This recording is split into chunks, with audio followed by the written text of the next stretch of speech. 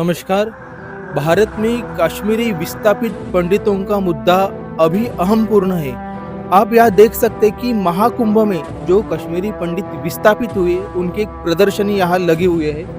कश्मीरी हिंदू खंडित मंदिर और मकान ये यहाँ दर्शाए गए हैं और ये प्रदर्शनी कश्मीरी हिंदुओं द्वारा लगाई गई है। उस संगठन के अध्यक्ष अश्विनी साधु जी हमारे साथ है। नमस्कार साधु जी। आपने ये प्रदर्शनी महाकुंभ में लगाई है, उसके पीछे आपका क्या उद्देश्य है?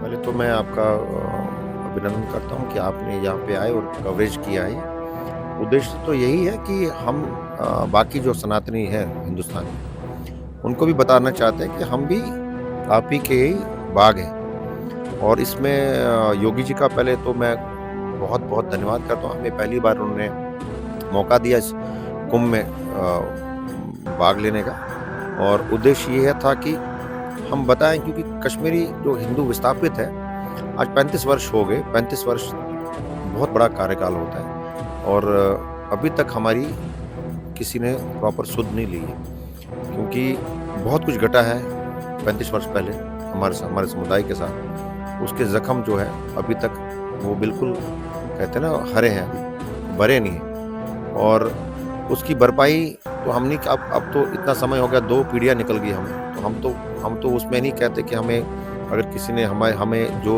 नुकसान पहुंचाया और हम भी उनको नुकसान पहुंचाना चाहते हैं, वो हमारा उद्देश्य नहीं है। हम ये चाहते हैं कि जो हमारा नुकसान हुआ है, कम से कम दुनिया तो देखे। कम से अगर हमारे कोई समझ नहीं पा रहा है, हमारी कुछ सुन नहीं रहा है, तो हम बाकी जो साधु संत है यहाँ पे कुंभ में, जो जितने भी लोग हैं, वो हमारे कम से कम यहाँ पे आए, हमसे मिले, हमें हमारा कल्चर देखे, हम क्या कितने वैल्यू एडर हैं। और हम लेने वालों में से नहीं, हम सिर्फ देते ही आ रहे हैं आज तक। किसी भी क्षेत्र में देखिए, 90 में भी ऐसा देखिए, उसके बाद भी देखिए, हमारे घर उजाड़े गए थे, मारे गए थे हजारों की तादाद में, जिसका कोई वर्णन नहीं हो सकता। कोई अभी इतना अगर वर्णन करेंगे तो पता नहीं कितना समय लग जाएगा। बट हम ये कहते हैं, सरकार से काफ़ी सारी चीज़ें हैं जो हमारे समुदाय उनसे अपेक्षा रखता है, मोदी जी से भी।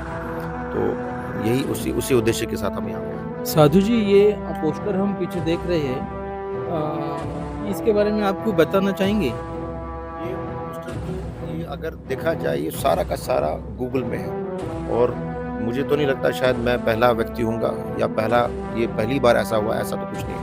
ये पिछले 35 साल से पता नहीं हजारों बार लोगों ने दर्शाया होगा, हजारों बार ये टीवी पे डिबेट हुआ है, हजार बार ये शायद ये सारा गूगल पे डॉक्यूमेंटेड है सारे कुछ। किस तरह से हमारे मंदिर खंडित किए गए, किस तरह से हमारे जो घर छूट गए, या जो जब घर थे कैसे लूटे गए, कैसे उनका ये देखिए कैसे कैसे मंदिर, या उससे पहले भी, आज का नहीं, 90 के दशक में, उससे पहले, जैसे नारानाग एक मंदिर, बहुत बड़ा मंदिर है, सूर्य टेम्पल है, तो वो काफ़ी सालों से ऐसा चीज़ें हो रही है हमारे साथ। तो 90 के दशक में जब वो नरसंहार हुआ, तो सीधा ऐसी जगह पे आना जो बिल्कुल विपरीत है कश्मीर से, जो वहाँ का टेम्परेचर, वहाँ का खान पान।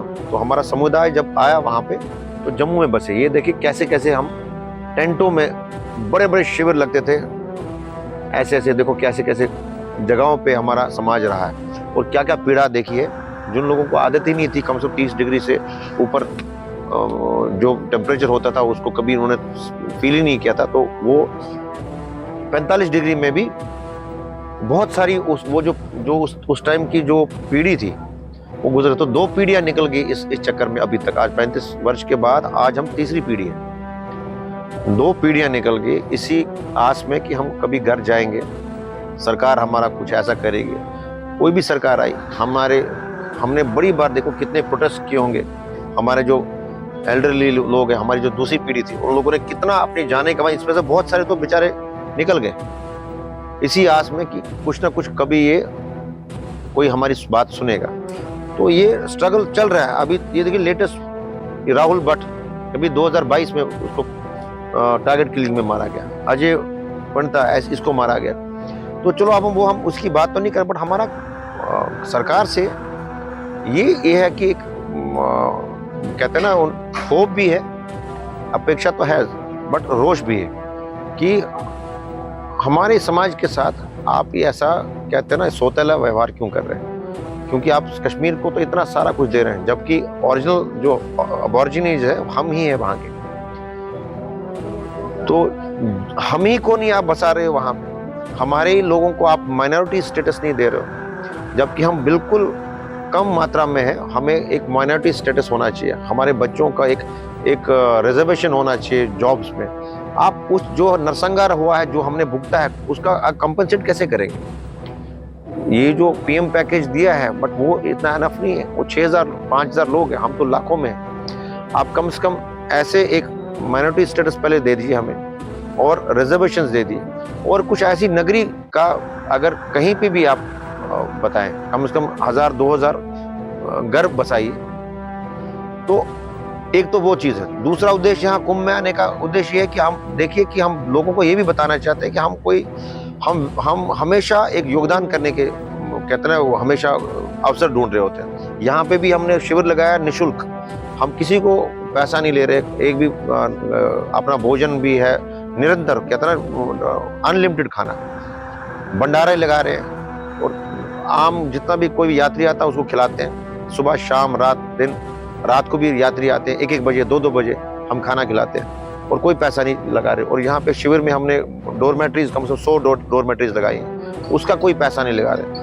हम एक संगम के आसपास एक ये भंडारा करेंगे, जिसमें हमने सोच रखा कि 10,000 यात्री को हम भंडारा कराएंगे निःशुल्क, मतलब हम किसी को चार्ज नहीं कर रहे, भंडारा करें। तो हम कहना चाहते हैं कि हमारे इस जो समुदाय है इतना वैल्यू एडर है। आप कोई भी समुदाय देखो जिसमें आपको हर चीज प्रकार की मिलेगी, हमारा एकमात्र ऐसा समुदाय है। आपको गूगल में भी चेक करेंगे, वहां पे आपको कोई चोर चुराका या कोई किसी ने मर्डर नहीं किया, किसी ने आज तक कोई किसी मस्जिद में फेंका पत्थर नहीं फेंका होगा आज तक किसी ने,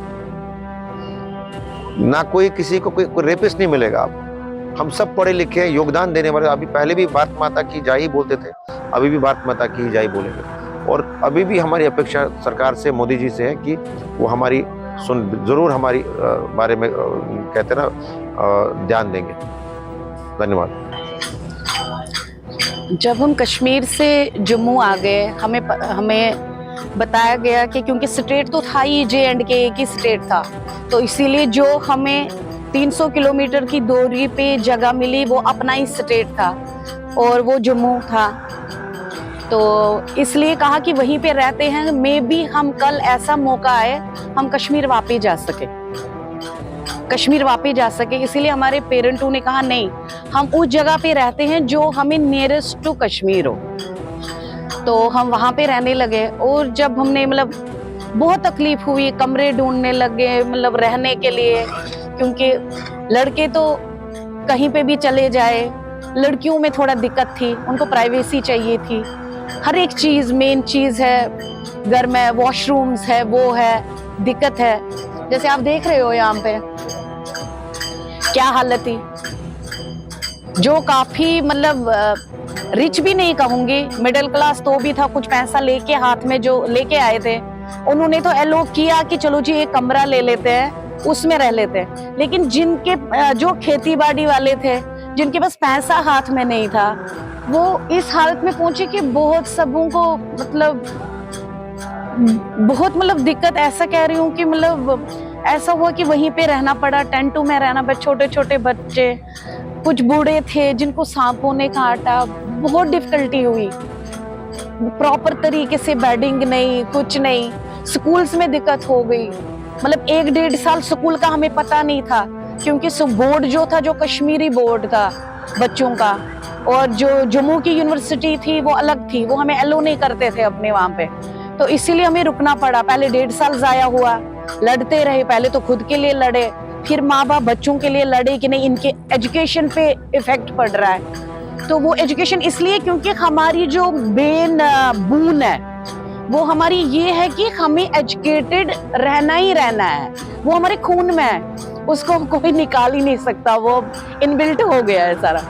तो इस वजह से चलते रहे आगे। फिर कैंप मिले, कैंप स्कूल में पढ़ा, क्योंकि वो कहते थे प्राइवेट स्कूलों में जम्मू वाले रहने नहीं देते थे, हमें एडमिशन नहीं मिलता था वहाँ पे, कहते थे नहीं इनको नहीं रखना है हमें यहाँ पे।